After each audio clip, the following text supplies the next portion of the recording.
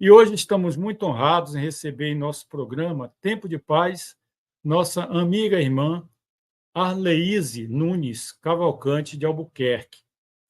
Na doutrina espírita há mais de 30 anos, trabalhando atualmente na AESCA, é membro da AME, Associação Médica Espírita, e participa de vários eventos no meio espírita paraibano. A doutora Arleíse é da área de neurociências, especialista em neurociência da aprendizagem, comportamento e psicopatologia. Eu não vou falar mais sobre a biografia dela, porque o objetivo do programa é exatamente esse, né? Que ela nos mostre aí, nos fale sobre essa trajetória, sobre as áreas em que ela trabalha e principalmente voltado para a doutrina espírita. Então, seja muito bem-vinda, amiga Arleíse, e para nós, este programa é motivo de muita alegria tê-la conosco. Irei também dar boas-vindas e boa noite a todos os nossos ilustres amigos da bancada, o José Carvalho, o Raimundo Monteiro, o Whindersson Carvalho, e mais uma vez a nossos net espectadores. Que tenhamos todos nós momento de muita paz e luz. Boa noite, Whindersson, boa noite, Arleíse, boa noite, Raimundo, boa noite, Zé Carvalho. Sejam muito bem-vindos. Arleíse, fique à vontade. Boa noite, Vivaldo, Whindersson, Raimundo, José Carvalho e a todos que estão agora. E antes de mais nada, gente, queria agradecer muito aqui o convite, essa oportunidade de dividir um pouquinho a minha trajetória espírita com todos que nos ouvem. Boa noite, Raimundo. Dê as suas boas-vindas à Arleíse. Fique à vontade.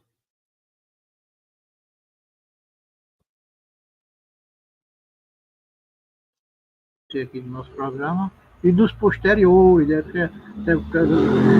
valendo dizer que no dia 1º de junho ela vai estar aqui no Domingo Alegre, né? Olha, vale a pena escutar a Arleíse. Eu já escutei ela várias vezes e garanto a vocês que vale a pena escutar. Arleíse, é um prazer ter você aqui, seja bem-vinda. E o tempo é seu, tá certo? Obrigado aí pela sua presença. Obrigada, Raimundo. Então, Zé Carvalho, boa noite, Zé. Tá. Boa noite, Arleíse. Seja bem-vinda, tá? Obrigado por ter a oportunidade de conhecer, né, o seu encontro com a doutrina espírita. Tenho certeza que terá muito a nos ensinar. Gratidão pela oportunidade. E ao nosso coordenador, o Whindersson, por favor, depois dê as boas-vindas à Arleíse. Boa noite, e depois você, aí, Arleíse, a fala dela sobre a trajetória dentro da doutrina, Whindersson. Boa noite, Vivaldo. Boa noite, Raimundo, José Carvalho e aos internautas do mundo todo, né? Para quem não está assistindo agora, com certeza vai ver amanhã ou outro dia. Mas, na verdade, a presença da nossa querida Arleíse é de uma alegria imensa, porque nós sabemos que ela tem muita coisa boa para nos oferecer, tá certo? E não vamos tomar muito tempo para não diminuir o tempo dela, não é, Vivaldo? Então, com vocês, Arleíse Nunes. Gente, eu vou dizer uma coisa, meu passe vai lá para as alturas agora, depois dessas apresentações, viu? Mas vamos lá, então. Primeiro, muito obrigada pelo convite. Como eu estava dizendo aqui, é muito bacana. Primeira iniciativa, né, dessa oportunidade que a gente tem de dividir com pessoas que fazem parte do movimento espírita, para que elas venham aqui contar um pouquinho as suas trajetórias e até, não é, inspirar outras pessoas também para o nosso trabalho, para o nosso movimento. Então, eu fiquei pensando, né, o que é que eu posso dizer aqui, gente, que traga inspiração para as pessoas, né, e dividir um pouquinho essa minha trajetória.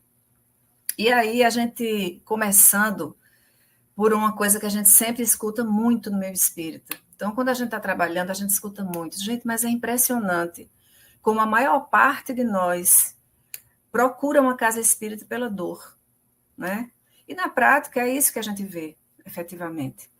E comigo não foi diferente. Eu entrei no movimento espírita exatamente pela dor.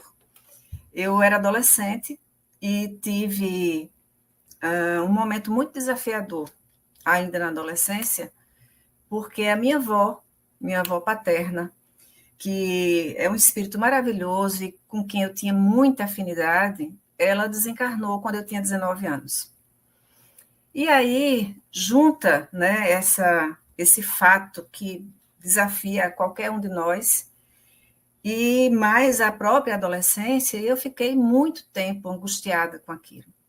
Especialmente porque eu não conseguiria entender como uma pessoa tão boa como a minha avó, né, que efetivamente foi uma pessoa que teve muitos desafios na vida, desafios financeiros, desafios de trabalho, desafios de criação de filhos, vários deles.